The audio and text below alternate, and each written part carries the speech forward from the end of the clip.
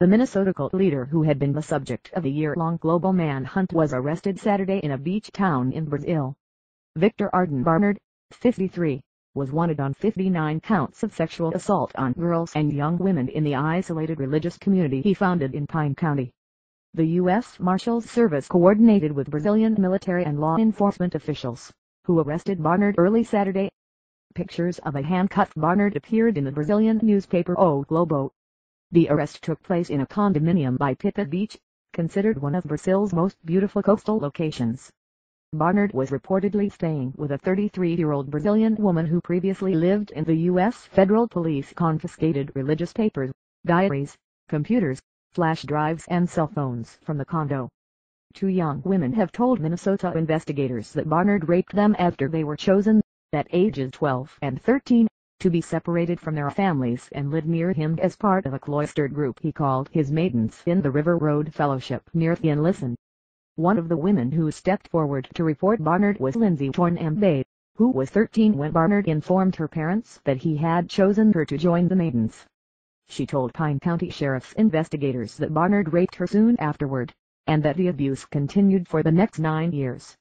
"I am ready to have him locked up," Tornambe told the Star Tribune. "As soon as I got the news, I started crying. It feels so surreal. I knew the day would come, but it finally came and it's almost numbing." Barnard used the charismatic hold he kept over his followers to sexually exploit girls and young women at his whim, according to court papers that spelled out the crimes alleged by the two young women who stepped forward to report being abused. Barnard, facing bankruptcy and law enforcement scrutiny, had moved his family and his remaining followers to Washington state years before Pine County brought the charges in 2014. He has been the target of a national and international manhunt ever since. Tornambe wasn't surprised to hear that Barnard, whose preachings were full of apocalyptic warnings, made his way to Brazil. Barnard had talked for years about relocating to a place like South America, where he had other followers. Pipa Beach, where he was arrested, is in the northeastern state of Rio Grande do Norte. "I'm not surprised he was there. He had talked about, if things had gotten bad in the U.S., finding another place to hide out," she said.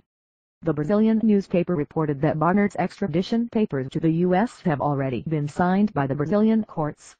The Marshals Service confirmed that Barnard is pending formal extradition to stand trial for the charges in Pine County. "I cannot wait to see that man behind bars," said Cindy Curry, who visited the River Road Fellowship at the invitation of Lindsay Tornambe's mother. She was so alarmed by what she saw, she tried to persuade the family to leave. "He has ruined more lives. That man is the devil incarnate." Years after her visit, Curry learned that her friend's daughter had been chosen to join the maidens. "Now," Curry said, "the day of reckoning has come. Not only will Victor Barnard go to jail, but every adult who knew what was going on up there can start to pay, and maybe these girls can start to heal," she added.